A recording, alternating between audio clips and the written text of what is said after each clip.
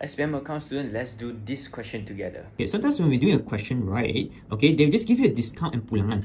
And then kita tak tahu, is it a hasil or a belanja? Is this a discount diterima or discount dibayar? Is this a pulangan belian or pulangan jualan? Alright, so that's why here the question is, manakah yang menerangkan imbangan duga di atas? So you have to know lah, alright? So how to know? You look at this side, debit and credit. And you have to know the ABALIM.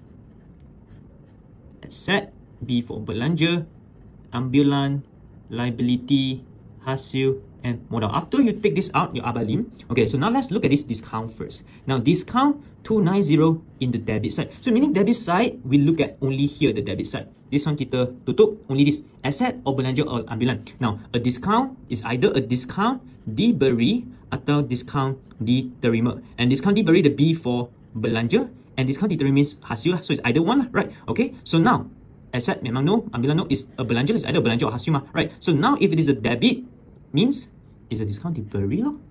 Faham tak? Because it's a belanja mah, takkan is a diterima. If it is a discount diterima, a hasil, it will be on the credit side, 290. But now it's in the debit side means it is a belanja, and if it is a belanja means this is a discount diberi. So we know it's either this one or this one. C and D dah salah. Alright, now the next one is pulangan. Now pulangan can be either a pulangan belian atau pulangan jualan.